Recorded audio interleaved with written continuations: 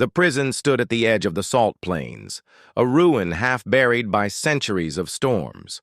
Its pillars jutted like broken teeth, its halls echoed with whispers, and at its heart lay the girl bound in iron. No one approached without trembling. The elders said her chains were not forged by hands, but by the world itself, links of iron that grew from stone to hold her. Her body was pale, thin, her hair tangled like roots, but her eyes glowed faintly, a shimmer of something not human. The villagers warned their children, never enter the ruin, never speak her name, never touch the chains. I came because silence gnawed at me. The stories of the elders rang hollow, more warning than truth. They told us she was curse and cage both, that the earth trembled when she stirred, that beasts howled when her breath grew quick. But I had stood near the ruin, listening, and heard only silence. No tremors, no beasts, only the rattle of wind through broken stone. When I asked why she was there, no one answered. Only, the chains keep us safe. Safe from what? No one explained. The mystery festered, and my curiosity grew heavier than my fear. The first time I entered, it was not with bravery, but with hunger. The storm had taken the fields, the rivers were dry, and the village starved. I thought perhaps the ruin might hold grain or water left by our ancestors. Instead, I found her. She lay at the center, bound by iron that wrapped her wrists, ankles, even her throat. Her body looked fragile, yet the chains hummed faintly with power, vibrating like a struck bell. Her eyes opened when I stepped too close. They were not human. Eyes, silver irises fractured by streaks of blue, shining like lightning captured in glass. Her lips parted, dry and cracked. Her voice rasped like stone scraping stone. "You should not be here."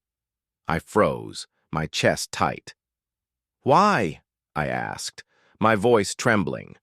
She stared at me, her gaze piercing. "Because you are already breaking the chains." My hands shook as I stepped back. I hadn't touched them. I hadn't even considered it. Yet when I looked, I saw a faint crack in one of the iron links, a hairline fracture glowing faintly. I swallowed hard, whispering, "What happens if they break?" Her eyes closed again, her voice a whisper. "Then the world remembers." I left quickly, my thoughts a storm. The elders' warnings rang louder in my ears, yet the image of her glowing eyes haunted me. If the chains kept the world safe, why had they weakened simply by my presence? And what did it mean for the world to remember? I returned night after night, drawn by something I could not explain. Each time I entered, a chain cracked further, the glow seeping wider. She never spoke more than a few words, but her eyes followed me, unreadable, heavy with something between sorrow and hunger. And each time, the ruin felt less like a prison, more like a heartbeat. On the 7th night, I dared to ask her name. She opened her mouth slowly, her breath ragged. "Liray," she whispered. The name hung in the air, unfamiliar and sharp, like a blade unsheathed. I whispered it back, and the chains rattled violently. Dust fell from the ceiling, the ground shuddered, and for the first time I felt fear in my bones. "Why does your name shake the ruin?" I asked. Her eyes glistened, almost like tears. "Because names are keys," she murmured, "and mine has not been spoken in 1,000 years." My throat tightened. 1,000 years locked away. For what? The village grew restless. They whispered of tremors, of animals fleeing into the salt plains, of shadows stretching longer than they should. The elders gathered, their faces pale, their voices sharp. "No one must enter the ruin," they declared. "No one must speak to her." I kept silent, guilt gnawing at me, but curiosity heavier still. That night I returned again, my steps quicker, my heart pounding. Liray watched me as if she had expected me. "You will not stop now," she said softly. I swallowed, hard, shaking my head. "Not until I know why you are here." Her lips curved faintly. "Then you will learn." She told me pieces, never the whole truth. "The chains bind not me, but what I carry. The elders are not protectors, but jailers. The world is not safe, it is sleeping." Each word cracked another link, silver light spilling into the ruin, painting the walls with flickering shadows. I asked her what she carried, but she only closed her eyes, whispering, "You would not believe it." My frustration burned, but so did my fascination. If the elders had imprisoned her, had they done it to save us or to save themselves? And why did I feel each night that the chains wanted me? The first time I touched them, it was by accident. My hand brushed a link while steadying myself against the trembling ground. Pain lanced through my arm, burning cold and hot at once. I screamed, collapsing. Liray's voice cut through the haze, urgent. "Do not touch them again. Unless you choose," I gasped, shaking, my skin marked with faint silver lines where the chain had branded me. My breath shuddered, my chest aching. "Choose what?" I asked, my voice raw. She met my eyes, unblinking. "To break the world, or to wake it?" My blood ran cold. Wake the world? Break it? Outside, the village was unraveling. Crops withered. Rivers cracked dry. The skies glowed sickly with storms. The elders declared it proof that the chains weakened, that the curse was stirring. They demanded sacrifices of grain, of cattle, of song, throwing offerings into the salt plains. But nothing changed. Hunger grew. Fear sharpened. I watched my people wither, children crying for food, elders trembling with empty hands. And each night. I thought of Liray's silver eyes, of the cracks widening with every step I took into her prison. If the world was already breaking, what difference did chains make? One night, the elders caught me returning from the ruin. Their faces were shadows in torchlight, their eyes burning with rage. "You," they hissed, "you have fed the curse." They dragged me before the villagers, shouting of betrayal, of doom. "He speaks with the chained one. He brings hunger." The people cried out, voices sharp with fear. My chest burned with shame, but my voice rose above theirs. "The world is already dying," I shouted. "The chains do nothing. If she is our prison, then so are we." Gasps rose, fury surged, but doubt flickered in a few faces. The first cracks of faith. They cast me out, banished to the ruin. "If you love her chains, die with them," they spat. I staggered into the ruin, bloodied and beaten, collapsing before Liray. She stared at me, her voice low, almost tender. "They sent you to die, but you will live." My laugh was bitter, broken. "What if living means breaking everything?" She leaned forward, the chains rattling, silver light spilling brighter now. "Then perhaps everything needs breaking." My chest tightened, fear and hope colliding. For the first time, I wondered if the elders were right. Maybe her chains did keep us safe. Or maybe they kept us blind. As days passed, my body healed. But my thoughts did not. I sat in the ruin, watching cracks spread across iron like veins of light. Sometimes the ground trembled faintly. Sometimes whispers echoed in my head that were not my own. "Wake," they murmured. "Remember." I asked Liray what it meant, but she only said, "It is not me who whispers, it is the world itself." I pressed my hands to the chains, feeling their thrum. They pulsed like a heartbeat, slow, steady, ancient. I realized with dread and awe the chains were alive, and each time they cracked, the heartbeat quickened. Suspense clawed at me, heavier with each night. Liray grew stronger as the chains weakened, her voice less ragged, her eyes brighter, her skin less pale. Yet she never smiled, never rejoiced. Do not mistake strength for freedom, she warned. I am no savior. My voice cracked when I asked, Then what are you? She stared at me, long and silent, until the ruin seemed to breathe with her. I am memory. I am hunger. I am what the world tried to bury. Her words chilled me, but her gaze softened. And you, human, you are the one who dares to dig. The night came when the final chain cracked. Silver light flooded the ruin, blinding and warm, searing and cold all at once. Lyra gasped, her body arching, the chains shattering into shards of light that dissolved into the air. The ground shook violently, dust raining from the ceiling, the world itself rumbling like a waking beast.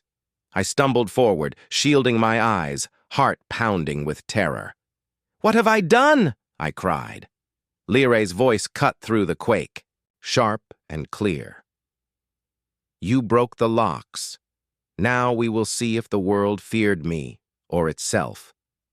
And as her chains fell, the ruin breathed alive.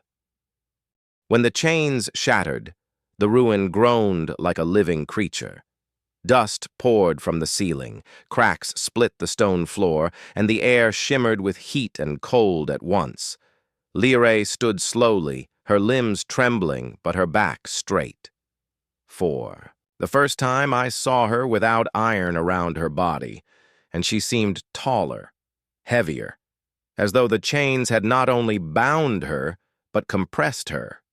Silver light glowed faintly beneath her skin, tracing veins like rivers. She looked both fragile and unstoppable. My voice broke as I whispered, What are you? She turned, her eyes glowing brighter. Awake. The first night after her freedom was chaos. Storms erupted over the salt plains, lightning striking without clouds, thunder rolling like drums. The village wailed, their chants rising in desperation. The curse has been loosed, the elders screamed. The end has begun. But when I looked at Lyra, she did not rage. She sat quietly on the ruin's broken dais, her hands folded, her eyes watching the storm with sorrow. It begins, she murmured. The world remembers pain before it remembers beauty. Her words sank into me like stones. If this was only the beginning, then what storm lay ahead? I tried to leave the ruin, but the salt plains were treacherous. Winds howled, sand slicing like blades, shadows moving where none should be. The horizon shimmered with strange shapes, half seen, half imagined. When I stumbled back inside, shaking, Lyra's gaze met mine. The outside bends when I wake, she said softly. The world reshapes itself around memory. I sat heavily against the wall, my breath ragged. Memory of what? I demanded. Her silver eyes glistened. Of the first hunger, of the time when everything devoured itself to live. My blood ran cold. Hunger. Devouring.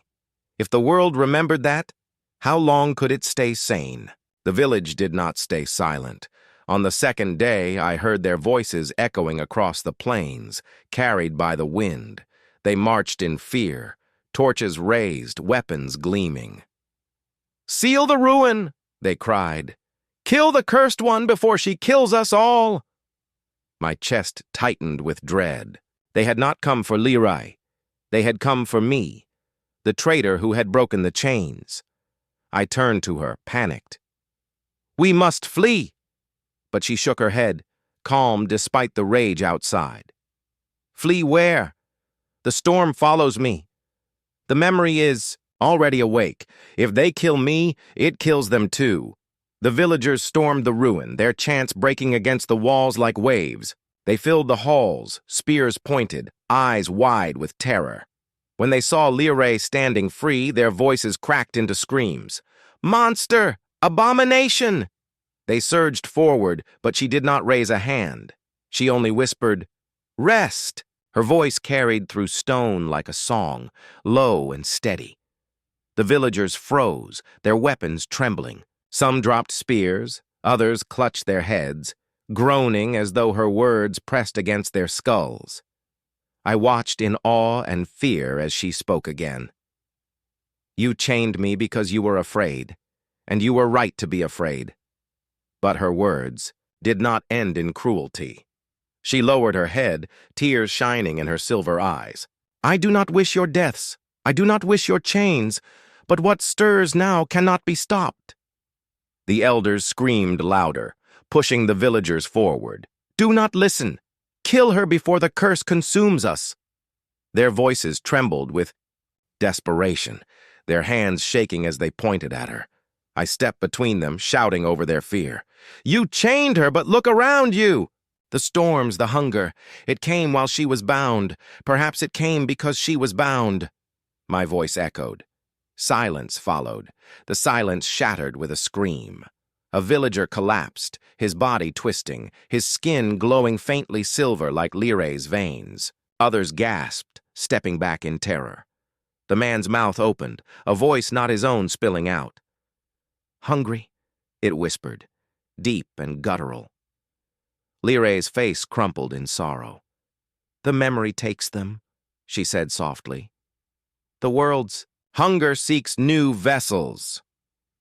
The villagers fled, shrieking, abandoning their torches and spears. The man lay writhing on the ground, his body glowing brighter until it stilled, his chest rising no more. I knelt beside him, trembling. What happened? Lyre whispered. The first taste. More will come. Over the next days, the land sickened. Animals twisted into strange forms, their eyes glowing silver, their cries echoing through the plains. Rivers bubbled with ash instead of water, plants withered into black husks. The villagers huddled in fear, their chants broken, their elders' voices weak. Some came to the ruin, begging for mercy. Chained one, they cried, seal yourself. Again, bind the curse. Lyre listened, tears falling. If I bind again, I will fade. But the memory will not. It will sleep, waiting to wake again. Is that safety or delay? The villagers sobbed, unable to answer. Delay was all they had ever known. I pressed her for truth one night, my voice sharp with fear. What are you really? Are you the curse or the cure? Lyre sat silent for a long time, her silver eyes fixed on the trembling horizon. Finally, she whispered, I am the vessel. I carry the hunger inside me, so it does not spill. My stomach turned cold. Then if your chains break fully, she nodded slowly, sorrow heavy in her voice. The hunger spreads. It is not me you should fear. It is what the world buried within me. My breath caught. I had broken the locks, and the hunger now seeped free. The villagers turned on me fully. They gathered again, their eyes hollow, their voices bitter. He broke the chains. He fed the hunger. Stones struck the ruin's walls, shouts of rage, shaking the night. Give him to us, they demanded. Lyre stepped forward, her silver light spilling across the hall. He is mine, she said simply. Her voice silenced them, her presence forcing them back. Yet when I looked at her, I saw her trembling. She was strong, but not invincible. The hunger inside her grew heavier, gnawing at her edges. She met my eyes, whispering, If I fail, you must end me. Her plea haunted me. Each day she grew paler, her body shuddering with the weight of what stirred within. She barely ate, barely slept, her veins glowing brighter like cracks in glass. I begged her to rest, to fight, to resist. She only shook her head. The hunger does not rest, it remembers. My fear turned inward, festering into guilt. I had broken the chains, not knowing what they held. Had I doomed us all by curiosity? Yet another part of me whispered that perhaps the world deserved to remember. Perhaps the elders' safety was only stagnation, a lie built on chains and silence. 1. Night. I heard whispers, not from her, but from the ruin itself. The walls pulsed faintly, the cracks glowing with silver light. "Wake," the voices breathed. "Feed. Become." I stumbled, clutching my ears, but the voices pressed deeper, echoing in my skull. Lirai stirred, her eyes opening with sudden clarity. "It calls to you now," she said softly. "The hunger sees your hands as its next chains." My chest heaved, terror flooding me. "No, I won't." She touched my face gently, her eyes filled with sorrow. "You already chose when you broke me free. Now the world will choose what you become." The villagers abandoned the salt plains in waves, fleeing into the hills, leaving their homes to crumble. They blamed me in every whispered prayer, cursed my name as they ran. I watched them leave, hollow with guilt, but also with a strange sense of release. The elders shouted until their voices cracked, ordering them to stay, but no one listened anymore. They had seen the hunger's touch. They had heard its whispers, and in their eyes I was already cursed, bound to the ruin, bound to the vessel. Alone, I sat beside Lirai as the storms grew, her body shaking, her voice fading. The 8th night after her chains broke, the hunger rose. The ground split in jagged lines, light pouring upward like rivers of fire. The air thickened, trembling, with whispers too many to bear. Lirai collapsed, her body writhing, her veins blazing silver. "It comes," she gasped, her voice raw. I held her, trembling, my heart hammering. "Then fight it!" She clutched my arm, her nails digging deep, her eyes wild. "I cannot hold it much longer. If I break, you must bind me, kill me, chain me, bury me, whatever you must do."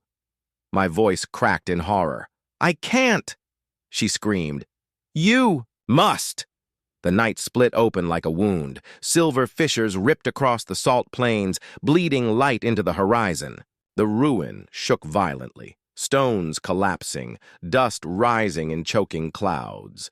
Lirai writhed on the dais, her body glowing brighter, her veins blazing like molten rivers. I held her shoulders, shouting her name, but her voice was drowned by the roar of the world itself. Whispers filled my head, thousands of voices overlapping, chanting one word over and over: hunger. My chest burned as if the light inside her pressed into me, clawing for space. I realized then, the hunger was looking for a new vessel. The villagers who had fled screamed in the distance as the earth split beneath their feet. Some tried to run back toward the ruin, believing the chains could be restored. Others threw themselves onto the ground, begging the soil to swallow them. The elders raised their staffs against the storm, but their voices were drowned by thunder and whispering light. For centuries they had kept the world sleeping, and now it was wide awake. I wanted to tell them this was their doing as much as mine, but even as I thought it, I knew blame meant nothing. What mattered was what came next. I knelt over Lirai, gripping her wrists as her body convulsed.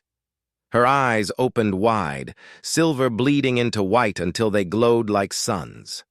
"It is inside me," she gasped, her voice splitting into echoes. "It will tear me apart." Tears blurred my vision as I shook my head violently. "Fight it! You've carried it for centuries. You can still hold it."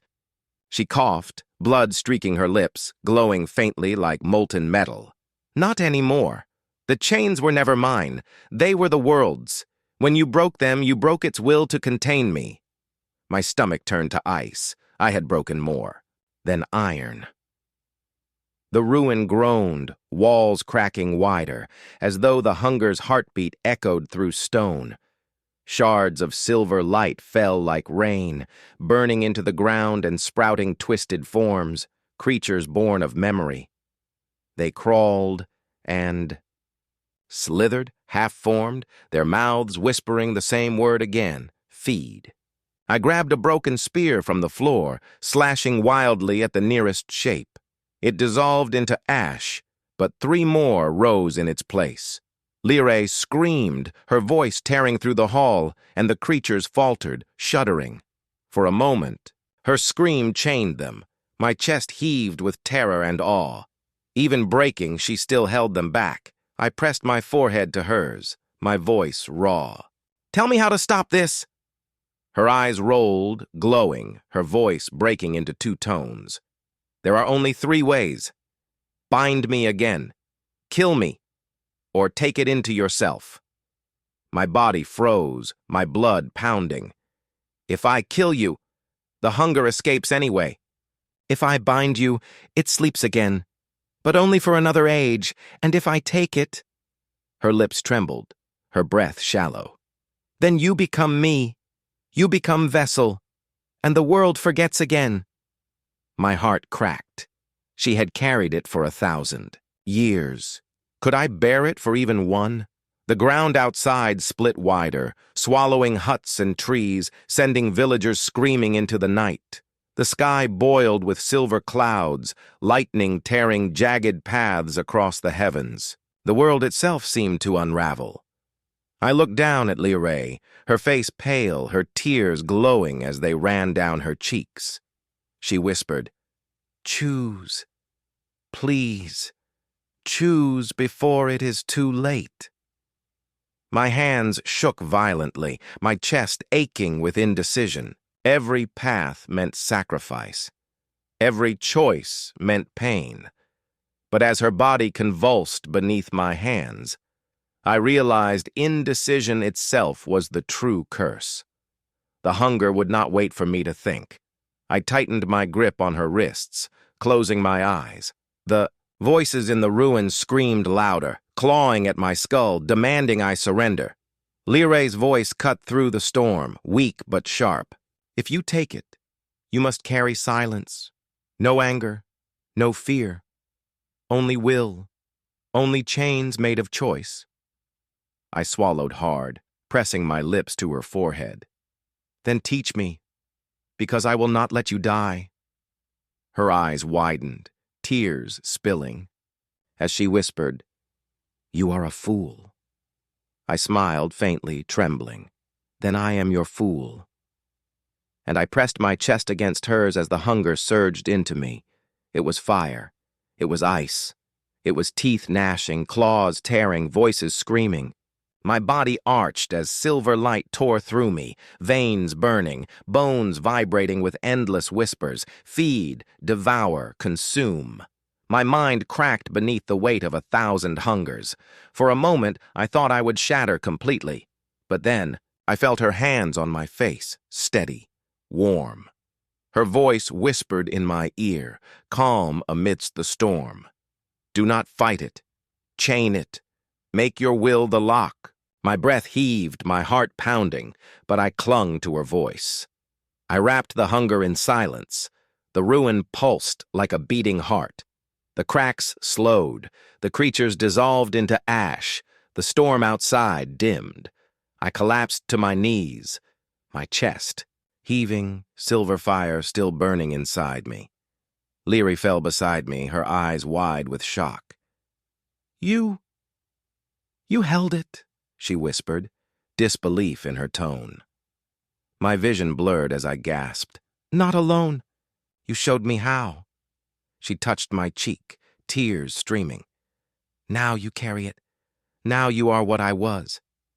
My throat burned, but I forced a broken smile. "Then let the world chain me. Let them fear me, but let them live." The villagers crept back toward the ruin, their faces pale, their bodies trembling.